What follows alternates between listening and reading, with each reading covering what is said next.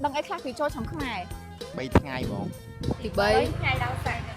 សួស្តីអ្នកនរគ្នាឥឡូវខ្ញុំកំពុងតែនៅសាកលវិទ្យាល័យភូមិភ្នំពេញហើយពេលនេះផងដែរកំពុងតែស្វែងរកបងប្អូនសិស្សានុសិស្សដែលពូកែឆ្លើយសំណួរតាក់ទងចូលចំខ្មែរចង់ដឹងថាណាគេយកទឹកប្រាក់ 10000 នេះពីវីតាបានទៅមើលតគ្នាតា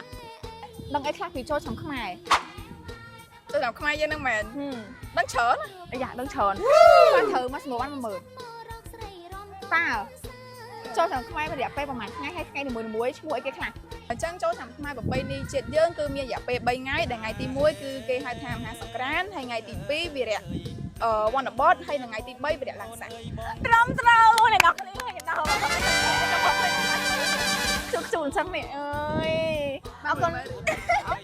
ថ្ងៃនីមួយៗឈ្មោះអីគេខ្លះ អត់ដឹងមក 3 ថ្ងៃបង ត្រឹមត្រូវ ប៉ុន្តែខ្ញុំអត់ចាំថ្ងៃឈ្មោះអីផងអត់ដឹងទេចា ថ្ងៃទី 1 នេះ មហាសង្ក្រាន្តទី 2 វីរៈវណ្ណបតទី 3 ថ្ងៃឡើងសាក់ច្រើនអរគុណខ្ញុំជួយវីដេអូឃើញ ថ្ងៃទី 1 ថ្ងៃមហាសង្ក្រាន្តថ្ងៃទី 2 វិរៈមន្តបតនិងថ្ងៃទី 3 ថ្ងៃឡើងសាក់អូច្បាស់អត់សាក់ចាំបងតិចបានភាគរយ 50 ចូលរួមអបអរសាទរជួបគ្នាវីដេអូក្រោយ ថ្ងៃចូលឆ្នាំខ្មែរមាន 3 ថ្ងៃគឺថ្ងៃទី 1 គឺ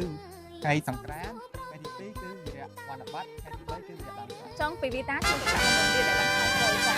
អរគុណច្រើនអូនអរគុណ